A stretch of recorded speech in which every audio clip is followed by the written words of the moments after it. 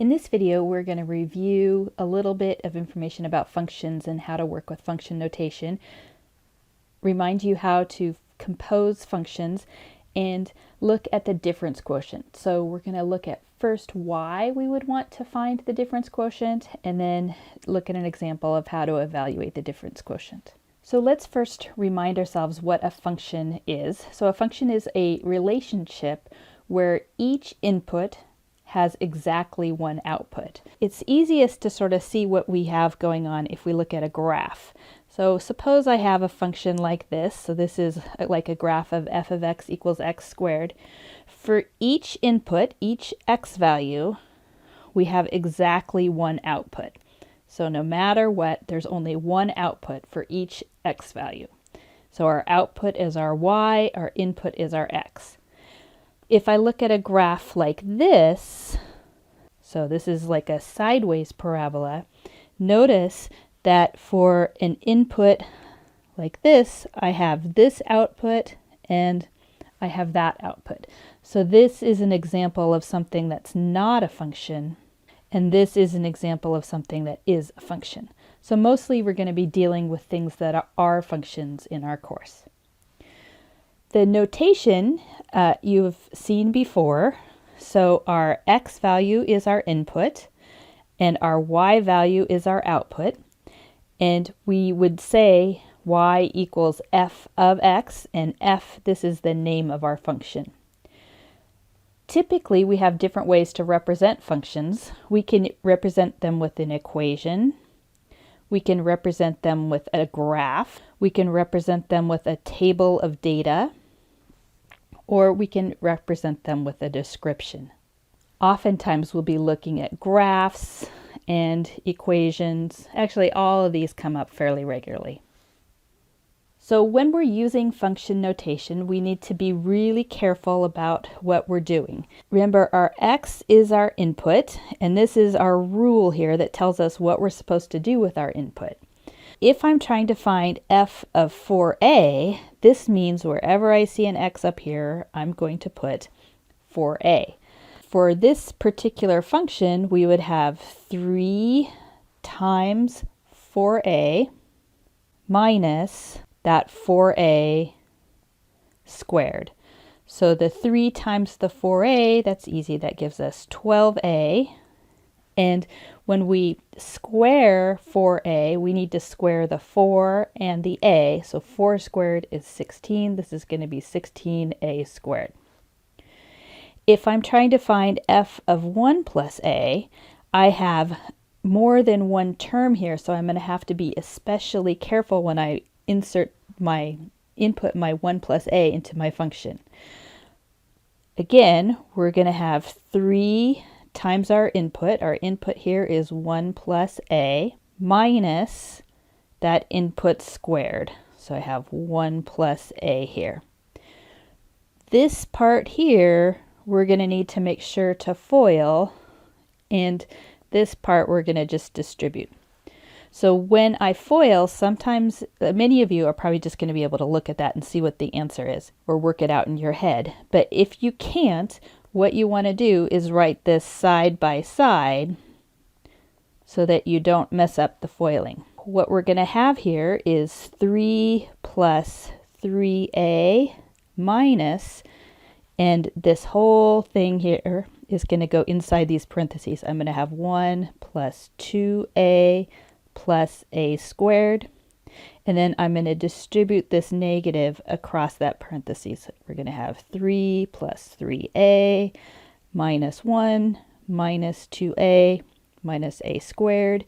Collect like terms, and we're going to have 2, that's those two. 3a minus 2a is plus a minus a squared. When we're composing functions, what we're doing is we're taking one function and plugging it into another function. So if I'm taking f composed with g of x, what I'm doing is I'm taking g of x and I'm using it as the input for our f of x. If I'm doing g composed with f of x, what I'm doing is g of f of x. So in this first example here, one thing to notice here is one of my functions is given to me as a formula, and the other function is given to me as a graph. So this is my graph where I get my g of x values. So for this first one, I'm trying to find f of g of 4. So let's rewrite this using this other style of notation because it's easier to see what we're supposed to do. And to find this g of 4 here, I'm going to go over to my graph. My input is 4, go up to my y value, and I see that g of 4 equals 2. So what I'm doing is I'm finding f at 2. So if I plug in 2 into my equation up here, my formula up here, I'm going to have 3 times 2 minus 2 squared. That's going to give me 6 minus 4 is 2. In this next one, let's rewrite this using that other style of notation. We're going to have g of f of 3. And when I look at f of 3, let's do this off on the side. F of 3 is 3 times 3 minus 3 squared. That's going to be 9 minus 9, or 0. So what I'm going to have is g of 0. Looking at my graph over here, go over to 0 is my input, go up to my y value, and I end up with 3. Next one. This time, I'm trying to find g of 3. So this is g of 3. Looking at my graph, g of 3 is 5, so I'm going to have g of 5, and then g of 5, go over here, that is 4. Last one, this one we're supposed to find f of x. So what we're doing is f of x.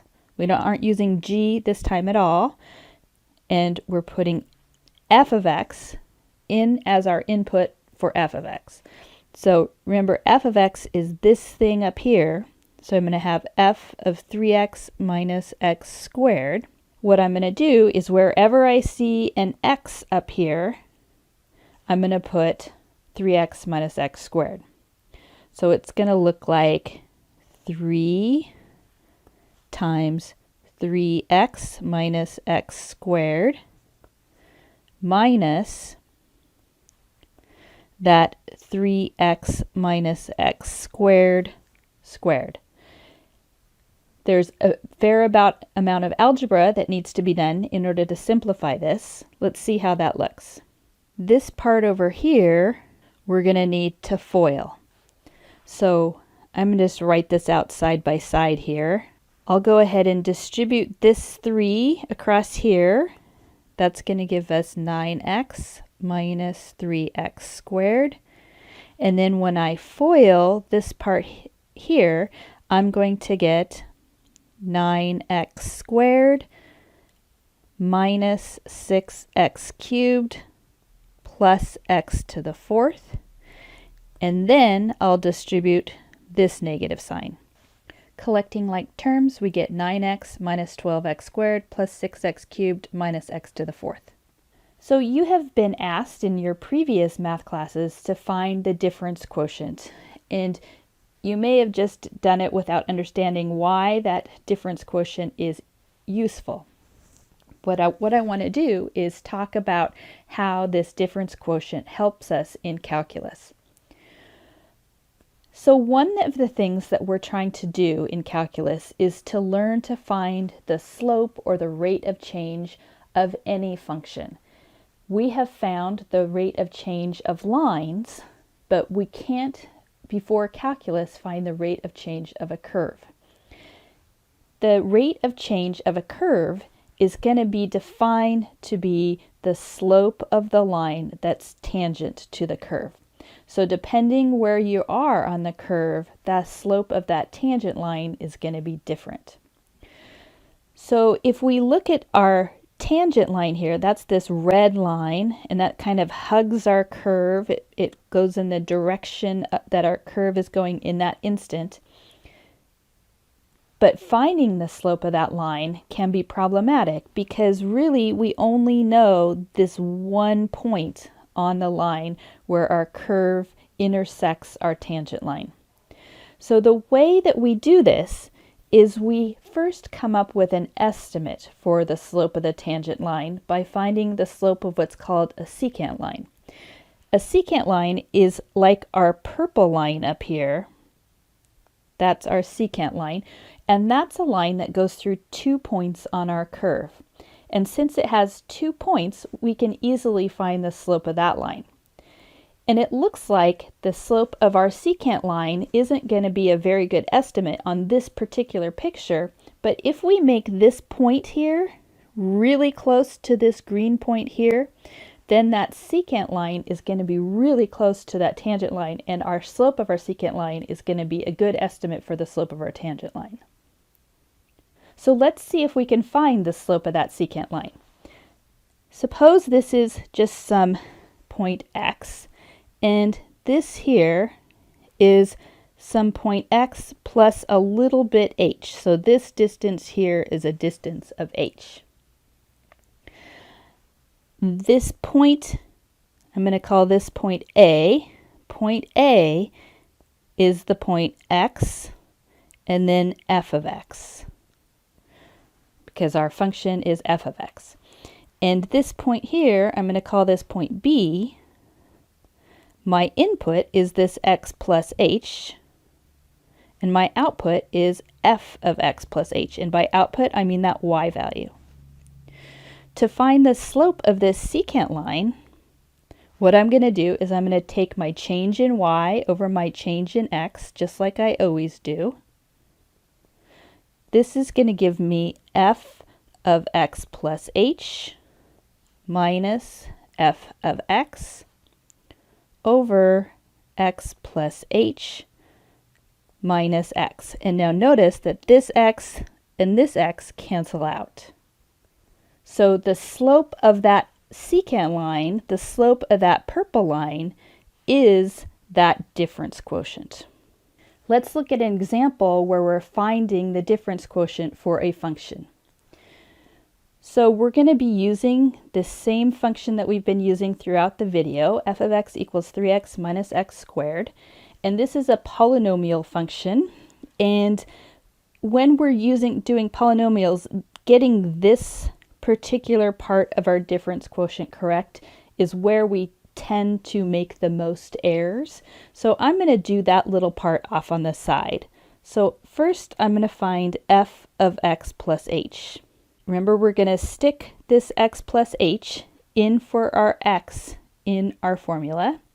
So we're going to have 3 times that x plus h minus that x plus h squared. This term here, we're going to need to FOIL. And here we're going to distribute the 3 across the parentheses. We're going to have 3x plus 3h minus, when we FOIL this, you're going to end up with x squared plus 2xh plus h squared. And if you need to do that by writing it out side by side so that you can see how it foils, that's fine. You're going to be doing a lot of those, and so you want to probably try to get to the point where you don't have to write it out every time. If we distribute this negative sign, we're going to have 3x plus 3h minus x squared minus 2xh minus h squared, and there's no like terms that we can collect. Now let's go ahead and use this to find our difference quotient. So this part here that we just found is going to go right there. So we're going to have 3x plus 3h minus x squared minus 2xh minus h squared. And then we're going to subtract off f of x. And that f of x has more than one term, so I need to put that in parentheses. It's easy to forget to divide by h, so make sure that you remember that step. Now we can distribute this negative sign across both those terms, and we have 3x plus 3h minus x squared minus 2xh minus h squared minus 3x plus x squared all over h. And you'll notice that these two terms are going to cancel out. So this x squared cancels with that x squared, this 3x cancels with this 3x. That will always happen when you have a polynomial. And on all of these problems, what we're going to want to be able to do is to be able to cancel this h. That's going to be an important step as we move later in our course. So the next step, let's go ahead and see if we can do that canceling. So if I simplify that that numerator, notice that I have an h in all of these terms. And so I can remove this h in the denominator. So I'm going to write this by taking each term and dividing by h. When I do that, those h's cancel, and I have 3. These h's cancel, and I have minus 2x. And one of the h's here cancels, and I have minus h. And that is my difference quotient. That's it for this video. I hope you found it helpful.